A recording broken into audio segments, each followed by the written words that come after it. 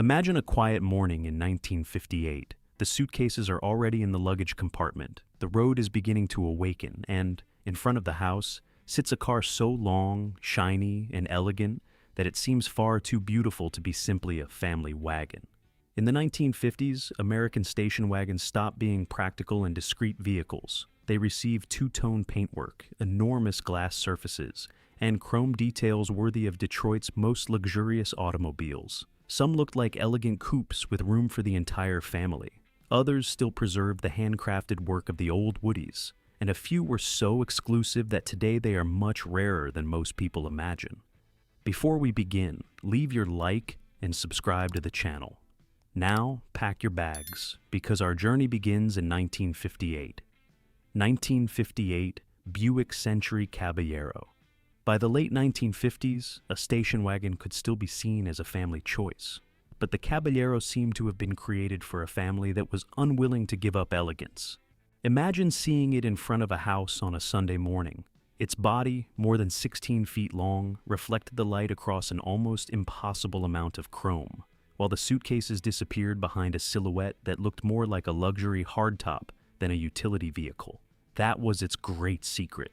The Caballero was one of the few American four-door wagons built without a fixed center pillar. With all the windows open, the side was completely unobstructed, creating a spacious, bright, and sophisticated appearance. It was like traveling surrounded by a panoramic glass terrace. The 1958 model took this idea to the extreme. Its Fashion Air Dynastar grille was made up of 160 chrome pieces designed to capture the light. The dual headlights, wraparound windshield, side moldings, and jet age-inspired ornaments turned every journey into a display. Beneath all that decoration was the foundation of the Buick Century, known for combining a smaller body with the mechanical components of Buick's most powerful automobiles. Its 364 cubic inch V8 produced 300 horsepower, but here the power was used to smoothly carry 6 passengers, their luggage, and nearly 2 tons of steel, glass, and chrome. It was also Buick's most expensive wagon. Its base price was $3,831, a considerable figure for 1958. Even so, it was Buick's best-selling station wagon that year, with 4,456 units produced. But that would also be its final chapter. The Caballero had appeared in 1957 and disappeared after 1958. Its complex hardtop body was expensive to produce and difficult to seal, leaving behind one of Detroit's boldest experiments. Today, an example in good condition is worth around $47,000, while exceptional examples can easily exceed that figure. Few wagons manage to make a family journey feel like a triumphant arrival. 1956 Pontiac Star Chief Custom Safari.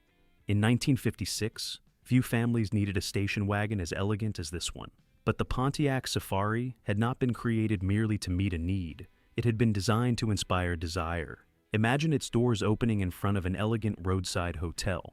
Instead of a tall, boxy body, there appeared a low, long, and well-proportioned automobile, with room for luggage but the presence of a coupe prepared for a special evening. The Safari shared the basic architecture of its famous cousin, the Chevrolet Nomad, although Pontiac gave it a more refined and exclusive personality. It had only 2 doors, large glass surfaces, and a rear pillar angled forward, a detail that made the roof appear to float above the body. The frameless windows reinforced that feeling of lightness. Along the sides, the two-tone paint followed the long chrome moldings of the Star Chief. The front displayed its characteristic hood ornaments and a grille that seemed to smile, while the rear combined small fins, vertical taillights, and a split tailgate for accessing the luggage compartment. The interior was also far removed from that of a work wagon. It could be fitted with leather upholstery, surfaces coordinated with the exterior color, and bright trim details. Even the cargo area had been treated with unusual attention, because Pontiac knew that its owners did not want to hide the fact that they traveled in a station wagon. Its 317 cubic inch Stratostreak V8 could produce up to 227 horsepower, enough to move it with the smoothness expected from a luxury Pontiac. However, its true distinction was its exclusivity. With a starting price of $2,831, it was one of the most expensive Pontiacs of 1956. Only 4,042 units were produced that year, very few compared with conventional wagons. In April 2026, an example sold for $49,280, a sign of how highly its rarity is valued today. 1955 Chevrolet Bel Air Nomad. In 1955, Chevrolet introduced a station wagon that looked as though it had escaped from an auto show and appeared in front of a family home. The Nomad had room for suitcases and Sunday drives, but its silhouette looked much more like an elegant coupe. Its story had begun a year earlier, when the Corvette Nomad was displayed at General Motors Motorama. The prototype combined the sporty image of the Corvette with a long and practical body. The reaction was so positive that Chevrolet decided to adapt that idea to the new Bel Air platform. The result retained many of the details that had made the concept special. It had only 2 doors, frameless side windows, rear pillars angled forward, and a low roof that seemed to extend delicately over the cargo area. Chrome strips crossed the upper section, while the tailgate received vertical moldings that gleamed like a piece of industrial jewelry. The two-tone paint schemes emphasized its proportions. Inside, the finish matched the standards of the Bel Air, with colorful upholstery, metallic details, and a carefully finished cargo floor. It was not a wagon designed to hide tools or endure farm work. It was an automobile created to take a family on vacation without sacrificing elegance. The Nomad also arrived alongside Chevrolet's new small block V8, an engine that would help transform the brand over the following decades. But its true impact was not under the hood.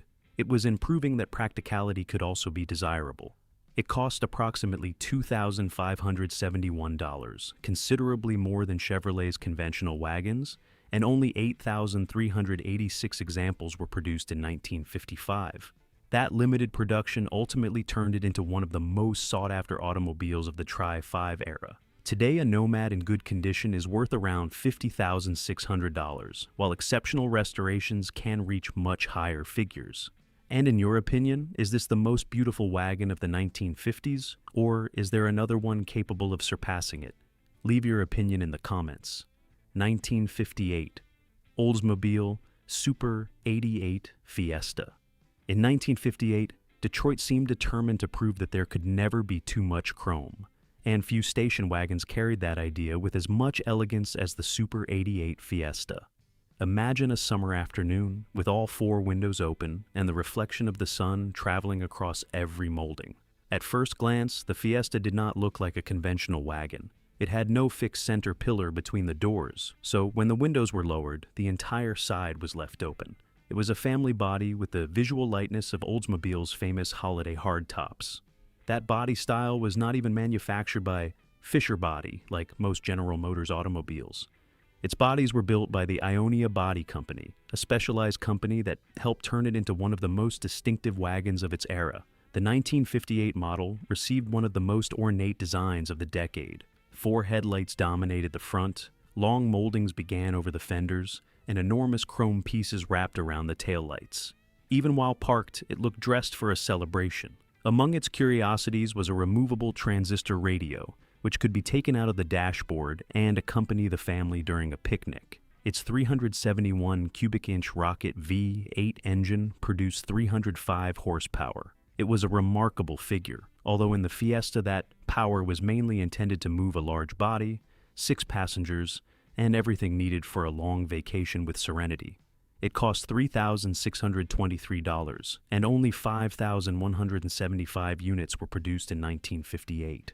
In addition, it would be the final year of this generation before Oldsmobile adopted a completely new appearance. Today, an example in good condition is valued at around $29,100.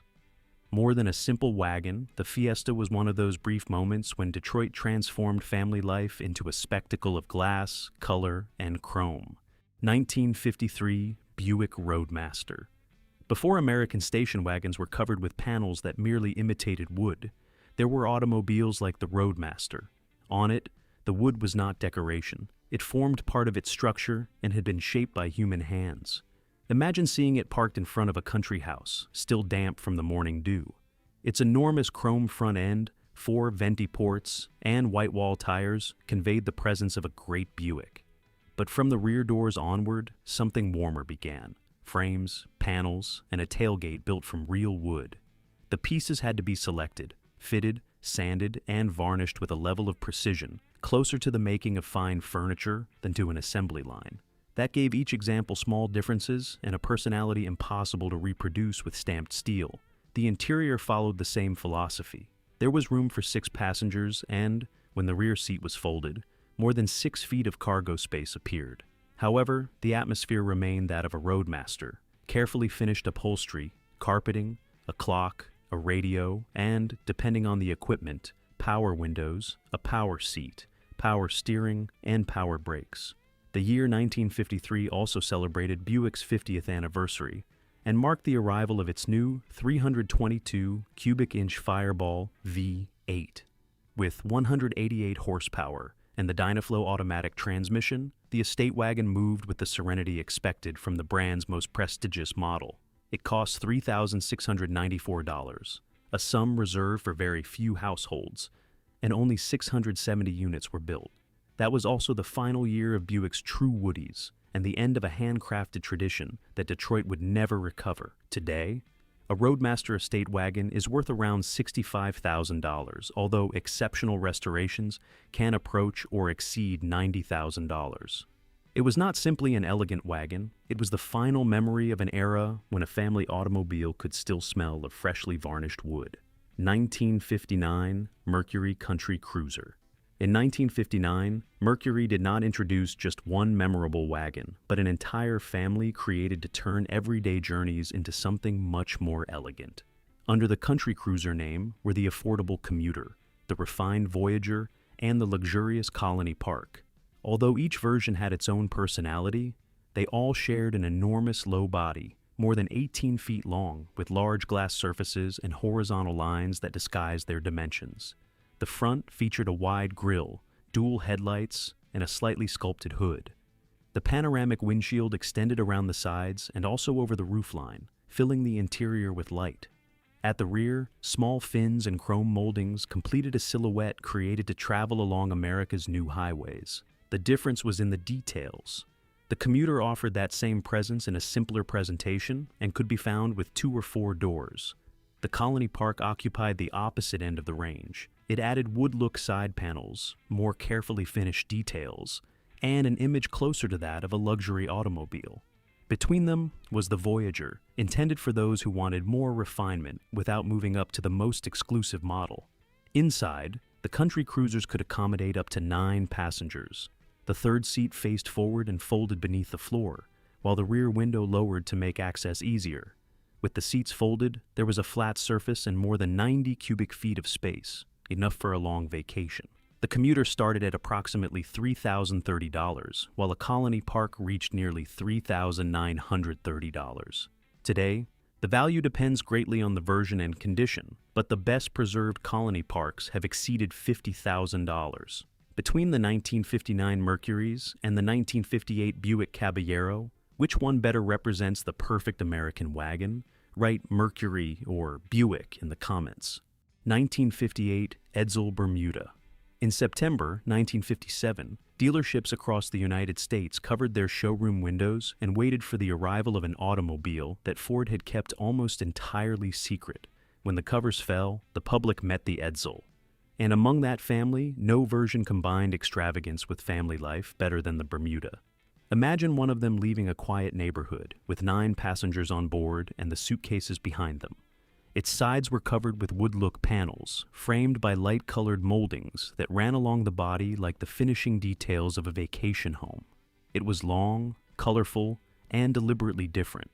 At the front was Edsel's famous vertical grille, surrounded by a large chrome piece and accompanied by dual headlights. At the rear, boomerang-shaped taillights followed the line of the fins. The effect was futuristic, although it had one curiosity. Viewed from a distance, their arrows could appear to point in the opposite direction when they functioned as turn signals. The Bermuda was the brand's most luxurious wagon. It was offered with seating for 6 or 9 passengers, carefully finished upholstery, and 2-tone exterior combinations. It could also be equipped with a Teletouch automatic transmission, controlled by buttons located in the center of the steering wheel, a solution that seemed to have arrived from the future. Its 361 cubic inch E400 V8 produced 303 horsepower, but the mechanical components were only one part of its personality. What made it special was traveling in a wagon that looked unlike anything else in front of a school, a hotel, or a drive-in theater. However, the dream was brief. Edsel appeared during a recession, with high prices and an image that divided opinions. The Bermuda disappeared after only 1 year. Just 2,235 units were produced, 1,456, with 6 seats and only 779 with 9, making the latter the rarest 1958 Edsel. Its price started at around $3,155. Today, its values vary considerably. An original example sold in January 2026 for $51,700. The Bermuda was a commercial failure, but it was also one of the most unforgettable wagons Detroit ever dared to build. 1955 Chrysler New Yorker, Town and Country. In 1955, Chrysler wanted to leave behind the conservative image of its post-war automobiles. To achieve this, it entrusted the design to Virgil Exner and introduced a transformation the brand called the $100 million look. The New Yorker Town and Country was one of the most elegant expressions of that change. Its body no longer had the tall shape of the old wagons. It was lower, wider, and cleaner, with a silhouette that seemed to move forward even while standing still. The wraparound windshield opened the view toward the sides, while a long chrome molding ran along the body and widened near the rear. The two-tone paint schemes followed that line to soften its enormous proportions. At the back, the taillight moldings began to rise above the fenders, anticipating the large fins of the Chryslers that followed. The Town and Country name still evoked the brand's famous woodies, but by 1955, the body was already made entirely of steel. Wood survived on the cargo area floor, protected by metal rails. The original idea remained intact, combining the elegance of the city with the space needed to escape to the countryside for the weekend. Its 331 cubic inch firepower Hemi produced 250 horsepower and worked with the PowerFlight automatic transmission. It did not need to demonstrate speed. Its power was there to carry passengers, luggage, and miles with an almost ceremonial serenity. It cost $4,209 and only 1,036 units were produced. Today, a preserved example is offered for around $42,900, while restored examples can exceed that figure. It was a family wagon, but dressed like one of Detroit's great luxury automobiles. 1956 Ford Parklane. In 1956, Ford observed the image success of the Chevrolet Nomad and decided to create its own interpretation of a sporty wagon. But instead of designing an entirely new body, it took the practical two-door ranch wagon and dressed it with the elegance of a Fairlane. At first glance, it still offered the familiar shape of a wagon, but its large stainless steel moldings, two-tone paint, and chrome frames around the windows completely changed its personality. The center pillar was also covered in bright metal, a detail inspired by the exclusive Crown Victoria. Ford described it as a sport wagon. It had room for 6 passengers, although its interior seemed better prepared for a special outing than for carrying tools. The dashboard, steering wheel, and steering column could match the body colors, while the passenger floor and the entire cargo area were covered with rayon carpeting. It even included a vinyl cover to conceal the luggage. When the stowaway rear seat was folded, a flat surface measuring 74 inches appeared. In this way, the same Parklane could carry suitcases during the week and, when Sunday arrived, become an automobile for driving along the coast or stopping in front of a drive-in theater. Almost all were built with the 292 cubic inch Thunderbird V8 producing 200 horsepower. Power was not its main attraction, but it helped give it the smoothness expected from a wagon that intended to feel more expensive than it really was. Its price started at around $2,836. Ford produced 15,186 units, almost twice as many as the 1956 Nomad, but the Parklane disappeared after only 1 year and was replaced by the Del Rio. Today, its market value is around $39,500, although condition and originality can greatly change that figure. Now the comparison is direct. Between the 1955 Chevrolet Nomad and the 1956 Ford Parklane, which one has the more elegant design? Write Nomad or Parklane in the comments. 1959, Pontiac Bonneville Custom Safari. In 1959, Pontiac stopped looking to the past and created an entirely new image. Its automobiles became lower and wider, introducing the wide-track philosophy that would define the brand for years. At the top of that transformation was the Bonneville Custom Safari. Imagine seeing it in front of a roadside motel at sunset. The two-tone paint still reflects the last sunlight of the day, while the suitcases in a picnic basket wait behind its enormous tailgate. It was a practical wagon, but its presence seemed reserved for a special occasion. Its body measured more than 18 feet long. The front introduced the split grille that would become a Pontiac signature, accompanied by 4 headlights and wide chrome openings. The rear was even more distinctive. Instead of copying Cadillac's exaggerated fins, Pontiac created small raised surfaces, oval taillights, and groups of 4 ornaments on each side, reserved to identify the luxurious Bonneville. The large rear window and thin pillars allowed so much light inside that the interior looked like a panoramic room in motion. The Safari offered room for 6 passengers, a spacious luggage compartment, and a power-operated rear window. Power steering, power brakes, a power antenna, and air conditioning could turn it into one of the most comfortable family automobiles of its time. It cost $3,532 before options, and only 4,673 units were produced. In May 2026, an example with 38,000 miles sold for $78,500. The Bonneville Safari closed the 1950s by proving that a family wagon could be practical, modern, and absolutely unforgettable. During the 1950s, American station wagons were much more than large family automobiles. Each one was created to carry families, suitcases, and memories.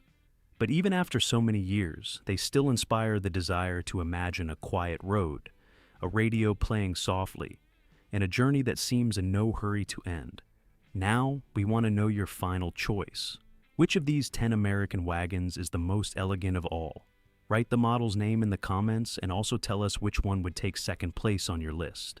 And if you would like to continue traveling through Detroit's most brilliant era, watch our video about the most elegant luxury automobiles of the 1950s. There, you will discover even more refined, exclusive, and surprising machines. Subscribe to the channel, leave your like, and we will meet again on the next journey through automotive history.